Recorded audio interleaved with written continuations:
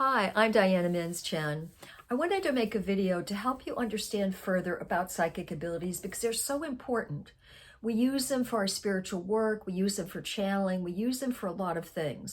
So first off, I'm going to talk about the basics of psychic abilities, and then I'm going to talk about my experience with them. And it's just my experience. Other people might have different experiences with them, but I wanted you to have some kind of example of what these things are like when they're actually in action and helping us in life. Now, I want to use an example, and the example is something from everyday life, and that's what I encourage people to do if they want to develop their psychic abilities. It's not doing a psychic exercise once a week. That's not going to give you stronger psychic ability, especially if you're just developing them. What you need to do is exercise it throughout your day. For instance, you're at work, somebody calls you on your cell phone, and you sense into it. You pick it up, you say hello, and you sense into what is this person feeling emotionally. Now, how do we sense something like that? It's first, we have the intention to sense whoever's calling.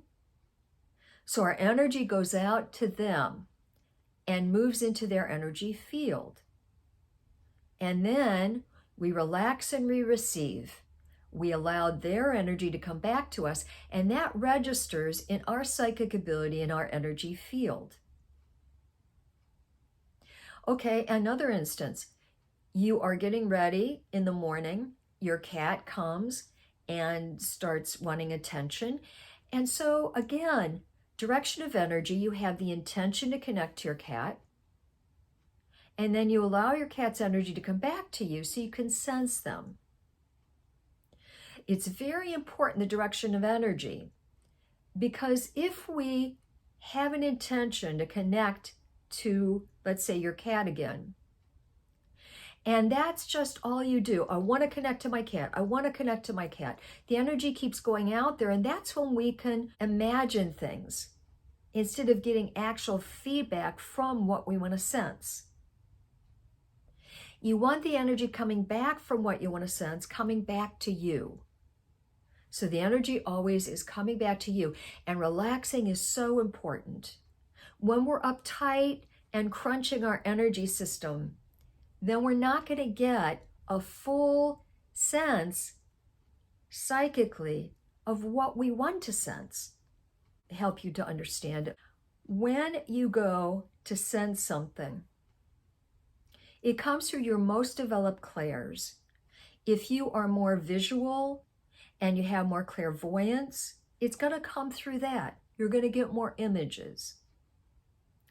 Let's go now to how I sense, so I can tell you about my clairvoyance and the other clairs, so you have some sense of what that's like.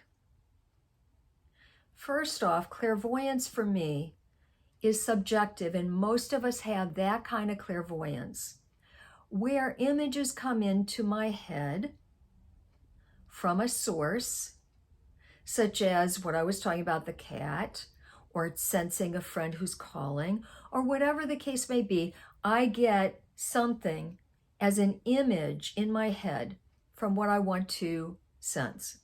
So that is subjective. And subjective clairvoyance can also include seeing / knowing / feeling an image in front of me, in front of you. But this is not objective clairvoyance. This is still coming from my inner head, but I think it's outside of myself.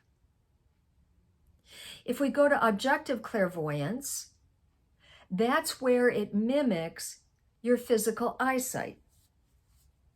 And those are examples like, people want to look at auras, energy fields, and so, they have a white background and they relax their eyes and they try to see with their physical eyes the energy field. Objective clairvoyance is less common, and I feel probably harder to develop.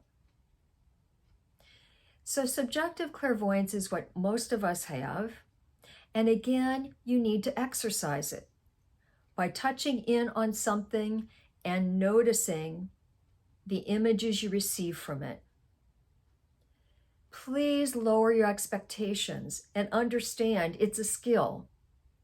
But the more you reach out and take opportunities to sense things, the stronger your psychic ability will become.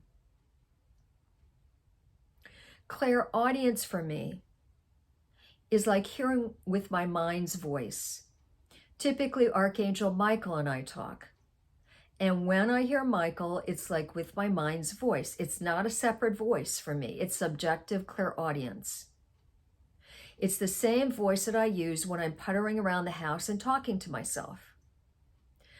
So with Michael, I reach out to him. I know spatially where he usually is during my day. I reach out to him and say, Michael, can I ask you a question?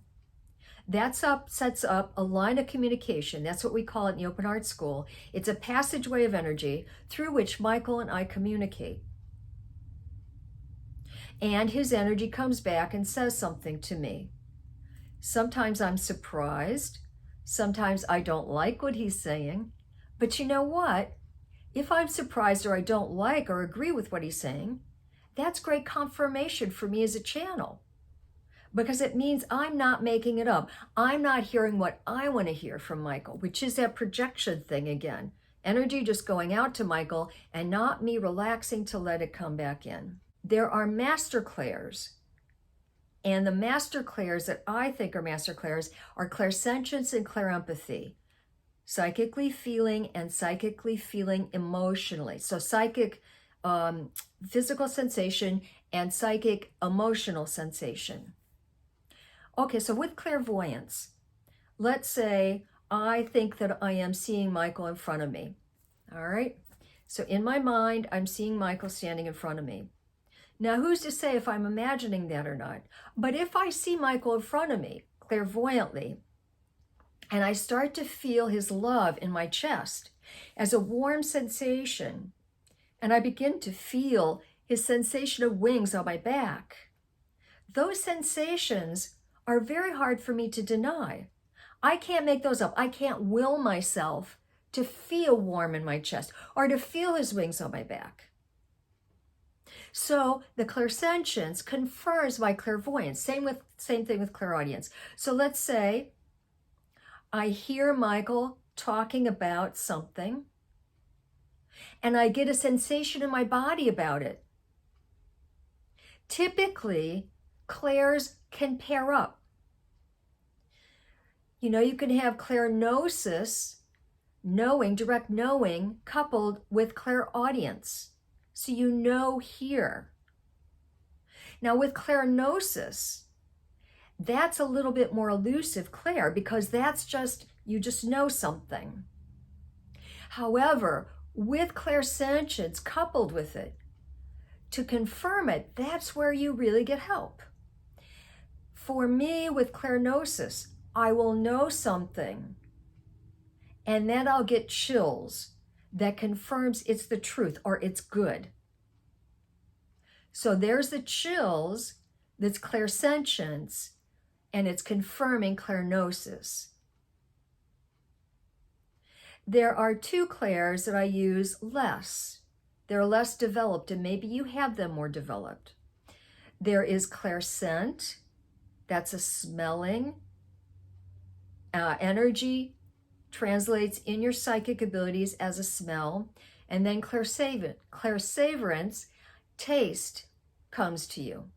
Clairscent, I typically smell karma being released from a client as a burning smell. That's very normal for me.